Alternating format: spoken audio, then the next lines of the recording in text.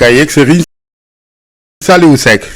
dal leen ak jàmm budget bu réewum Sénégal at mi ni waaj a dugg di 2023 daana moo nekk fépp ci yéenekaay yi nu xëyandoo loolu L'Observateur ne juróom benn junni ak ñeenti téeméeri milliards ci xaalisu CFA lañu jàpp budget bi ci atum 2023 bi am ak yokkute téeméer boo jël 10,1 lii tax Sénégal nar a jublu ci taxawaayam ci wàllu koom journal Groupe Futurs Médias bi ne kenn nañ ko xibaare woon ci conseil des ministres noonee lañ ko jëfee budget bu atum 2023 bi tënk nañ ko ci 6 400 milliards francs CFA boo ko méngalee que 2022 mu am yokkute ak benn milliard ci xaalisu CFA L'Observateur ne li ko waral moo di ci at mi lan nar a tàmbalee exploiter hydrocarbures yi jaarale ko ci projet yu ci mel ni GTA ak Sangomar Le Témoin yéenekaay ne dëgg la pétrole bekk gaz bi lu gàtt-gàtt dina génne lu ëpp juróom fukk ak benn milliard ci xaalisu CFA recette fiscale yi itam nar a yokk ba jege juróomi milliards investissement public yi rekk ñoo nar a wàcc lu toll ci téeméer ak juróom benn fukk ak juróomi milliards ba le journée FMI wax na no nguur gi nee na leen seeni subvention dina ami njeexintal ci politique gu investissement yi Les Échos yéenekaay ne moo tax intérêt yi bor bett yokku na susu année junniy milliards lan nar a lebi ngir génn ci jafe-jafe koppar L'As Quotidien finance 2023 bi daal ministre bi yore wàllu budget que finance di Mamadou Moustapha Ba tënk na ko boole ci leeral lépp la ca nar a am Tribune yéenekaay ne li leeragul ci ñoom kay moo di contrat yi pétrole bekk gaz Vox Populi mel ni ku naan leen axakay ndax nag moo tax ba nu yokkal li nu nattal pencum ndawi réew mi d'Assemblée nationale fi mu toll Amadou Mame Diop mooy président Assemblée nationale budget am toll na ci ñaar fukki milliards ci xaalisu CFA ak lu topp Amadou Ba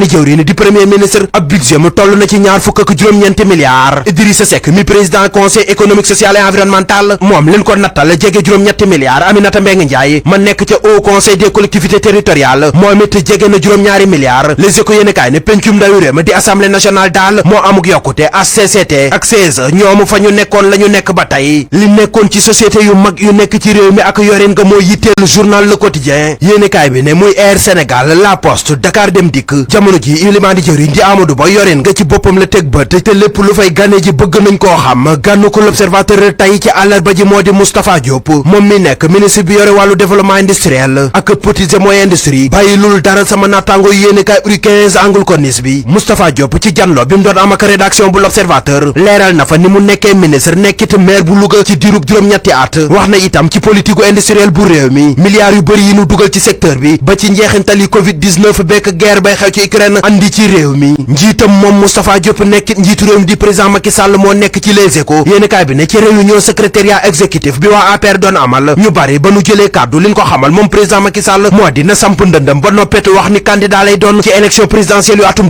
2024 waaye président Macky Sall lànk la def njiitu réew mi ne na muy doxale ak la muy wax nekkul ne kenn moo ko koy wax mu ne fi mu toll li muy sant ay naataangoom rawatina ñi muy àndal moo di ñu woy liggéey bu wax jotee rek dina wax ji kay le mandat moo ko xëy wax journal bi ne moo di mbiicook mbaalo bi dox ci diggante président Macky Sall ak Abdoulaye Diouf Sarr seen laale googee kan moo ci nar a dégg daali Vox Populi ne Jamra moom li ñu bëgg bu antoo dinañ dégg daali ba faaw yéenekaay bi ne ñoom Mame Matar Gueye nee nan li ñu bëgg moo di dox tànki jàmm ci diggante président Macky Sall ak Ousmane Sonko Sud Quotidien moom Macky Sall ci présidentielle yu 2024 stratégie bu doy waar la nekk di ca doxale doxaliinu réew met Aïssata Tall Sall xëy na di ko wax waa Le Soleil fekk booba Direct News moom xëy di càmbar mbayum gerte gi ca atum l'an 2000 ba sun jon yàllay tey ak fa mu toll tey jiite Libération yéenekaay waxaat na lu doy waar journal bi ne néew ba ñu gisoon gaaw bi ñu weesu ca àllum Njokkeel di dëkk bu nekk ca Kaolack léegi xàmmee nañ ko néew ba jigéen la Fatou Samb la tudd fukki at ak juróom-ñaar la amoon ay defkati ñaawteefu ñoo ko dogale woon yóbbu ko violé ko rey ko ba noppi sànni ko.